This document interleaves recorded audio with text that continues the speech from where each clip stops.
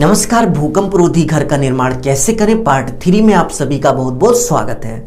Second part में हमने देखा कि फाउंडेशन मैट स्टील और कॉलम स्टील को हमें किस तरह से बनाना चाहिए। थर्ड पार्ट में हम देखेंगे कि फाउंडेशन की कंक्रीटिंग किस तरह से करनी चाहिए, फाउंडेशन कंक्रीट की थिकनेस क्या होनी चाहिए, लेंथ ब्रेथ यानी कि लंबाई चौड़ाई क्या होनी चाहिए, फाउंडेशन कंक्रीट रेशियो क्या होना चाहिए, और इसके साथ साथ हम ये भी देखेंगे कि भूकंप रोधी कॉलम की कास्टिंग यानी कि कंक्रीटिंग किस तरह से करनी चाहिए, कंक्रीट रेशियो क्या होना चाहिए, कॉलम का साइज क्या होना चाहिए, और भूकंप रोधी कॉलम हम किस तरह से बनाते हैं। फुल इन्फॉर्मेशन आपसे शेयर करेंगे। वीडियो में लास्ट तक बने रहिए, आपको बहुत कुछ देखने और बहुत कुछ सीखने को मिल जाएगा। चलिए वीडियो की शुरुआत करते हैं। वीडियो की शुरुआत करने से पहले आप सभी से बस छोटी सी रिक्वेस्ट है, यदि आप इस चैनल पर नए हो तो चैनल को सब्सक्राइब कर बेल आइकन प्रेस कर लीजिए, जिससे आगे आने वाली अच्छी अच्छी वीडियो की नोटिफिकेशन आपको मिलती रहे। पिछले पार्ट में हमने फाउंडेशन मैट और फाउंडेशन में कॉलम को कुछ इस तरीके से सेट करना सीख लिया था। तो कॉलम को फाउंडेशन में कुछ इस तरीके से सेट करने के बाद अगले स्टेप में अगले नंबर पर कुछ इस तरीके से हम कंक्रीटिंग करते हैं। आप देख सकते हैं कॉलम को सेट करने के बाद फाउंडेशन की कंक्रीटिंग हम कुछ इस तरीके से करते हैं। तो यहाँ पे क्वेश्चन उठता है कि यदि हम ग्राउंड फ्लोर और फर्स्ट फ्लोर इस ऊंचाई का घर बना रहे हैं तो हमें फाउंडेशन कंक्रीट की थिकनेस कितनी रखनी चाहिए, यानी कि मोटाई हमें कितनी रखनी चाहिए। तो यदि आप ग्राउंड फ्लोर और फर्स्ट फ्लोर इस ऊंचाई का घर बना रहे हैं तो फाउंडेशन की जो आप थिकनेस रखेंगे, मोटाई रखेंगे 9 इंची रखेंगे। आप देख सकते हैं यहां से लेकर यहां तक आप 9 इंची रखेंगे। बहुत सारे लोग ग्राउंड फ्लोर और फर्स्ट फ्लोर इस ऊंचाई का घर बनाने के लिए फाउंडेशन की जो थिकनेस है 6 इंच भी रखते हैं। तो आप 6 इंच मत रखिएगा, मिनिमम आप 6 इंच रखते ही रखते तो आप 3 इंची और बढ़ा लीजिए, यानी कि फाउंडेशन की जो थिकनेस है आप देख सकते हैं कुछ इस तरीके से आप 9 इंची कर लीजिए। 9 इंची फाउंडेशन की थिकनेस करने के बाद फिर से 9 इंची आप फाउंडेशन को टेपर कर लेंगे, यानी कि आइसोलेट कर लेंगे। अब यह आइसोलेट फाउंडेशन क्या होता है, आप अपने मिस्त्री से बोल दीजिएगा कि 9 इंची फाउंडेशन करने के बाद अगले 9 इंची में आप फाउंडेशन को आइसोलेट कर दीजिए, यानी कि टेपर कर दीजिए। तो आपका जो मिस्त्री होगा वो कर देगा, ठीक है। फाउंडेशन के थिकनेस के बाद यदि हम फाउंडेशन की लंबाई और चौड़ाई की बात करें तो ग्राउंड फ्लोर और फर्स्ट फ्लोर इस ऊंचाई का घर बनाने के लिए फाउंडेशन की जो लंबाई और चौड़ाई होगी 3 feet 6 inch by 3 feet 6 inch होगी। आप देख सकते हैं कुछ इस तरीके से लंबाई चौड़ाई 3 फीट 6 इंच होगी ग्राउंड फ्लोर और फर्स्ट फ्लोर इस ऊंचाई का घर बनाने के लिए। अब यहाँ पे क्वेश्चन उठता है कि ग्राउंड फ्लोर फर्स्ट फ्लोर का घर बनाने के लिए हमें फाउंडेशन में कंक्रीट रेशियो क्या रखना चाहिए, यानी कि फाउंडेशन में सीमेंट सैंड एग्रीगेट यानी कि सीमेंट बालू गिट्टी का अनुपात हमें क्या रखना चाहिए। तो फाउंडेशन कंक्रीट रेशियो की बात करें तो 1 बैग आपका सीमेंट हो गया, 1 बैग सीमेंट में आपका 1.5 बैग सैंड यानी कि बालू हो गया, 1.5 बैग बालू में आपका 3 बैग एग्रीगेट यानी कि गिट्टी हो जाएगा। तो मिनिमम इस रेशियो का कंक्रीट बनाकर आप फाउंडेशन में यूज करेंगे। और यदि आप थोड़ा और अच्छा रेशियो का कंक्रीट बनाना चाहते हैं तो 1:2 रेशियो का बना सकते हैं, जिसमें आपका 1 बैग सीमेंट होगा, 1 बैग सीमेंट में 1 बैग आपका सैंड यानी कि बालू होगा और 2 बैग आपका एग्रीगेट यानी कि गिट्टी होगा। तो ग्राउंड फ्लोर और फर्स्ट फ्लोर इस ऊंचाई का घर बनाने के लिए इन दोनों रेशियो में आप कोई भी बना लीजिए, किसी भी तरह की दिक्कत नहीं आएगी। तो हम कुछ इस तरीके से फाउंडेशन में कंक्रीट डालकर फाउंडेशन बना लेते हैं। और फाउंडेशन में कंक्रीट फिलअप करते समय एक चीज आप विशेष ध्यान रखेंगे कि फाउंडेशन में कंक्रीट डालते समय आप कुछ इस तरीके से वाइब्रेटर का यूज जरूर से जरूर करेंगे।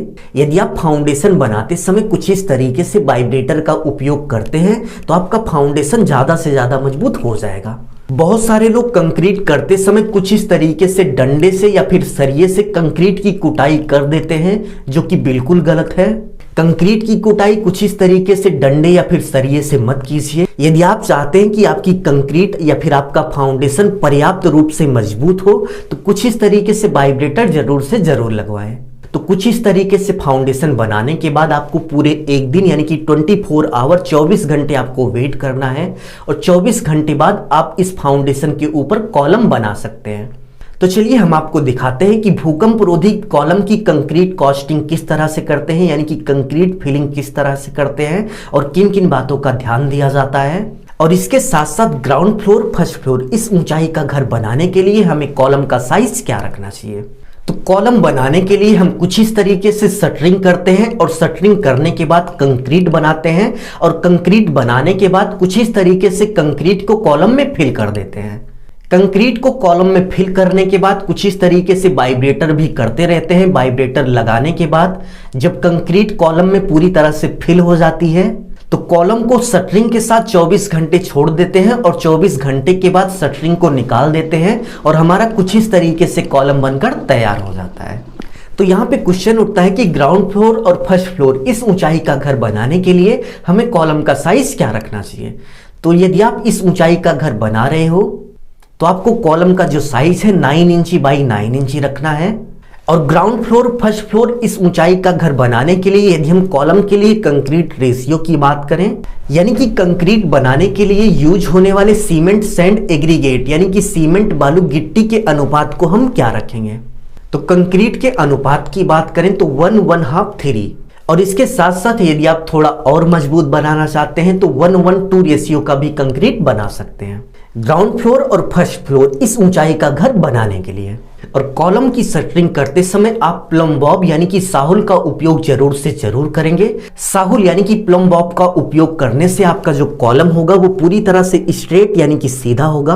और कॉलम की पूरी शटरिंग करने के बाद आप कुछ इस तरीके से साहुल यानी कि प्लम बॉब से चेक करेंगे कि आपने जो शटरिंग की है वो पूरी तरीके से स्ट्रेट यानी कि बिल्कुल सीधी है या नहीं। यदि कॉलम की शटरिंग स्ट्रेट यानी कि बिल्कुल सीधी नहीं होगी तो आपका कॉलम भी टेढ़ा हो सकता है। तो कॉलम की शटरिंग करने के बाद कुछ इस तरीके से आप प्लम बॉब यानी कि साहुल का उपयोग करके चेक कर लीजिए कि आपकी शटरिंग सीधी है या नहीं।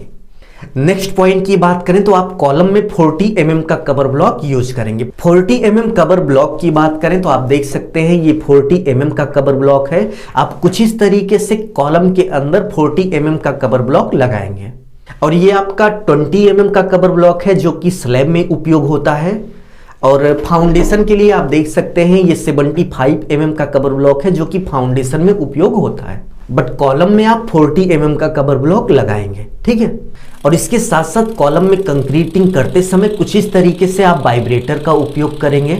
वाइब्रेटर का उपयोग करने से कॉलम पर्याप्त मजबूत हो जाता है। सो यदि आप चाहते हैं कि आपका कॉलम पूरी तरह से मजबूत हो तो आप कॉलम में जरूर से जरूर कुछ इस तरीके से वाइब्रेटर का उपयोग करें, ना कि कुछ इस तरीके से लाठी डंडे या फिर सरिये से कंक्रीट का कंपेक्शन करें यानी कि कंक्रीट को कूटें।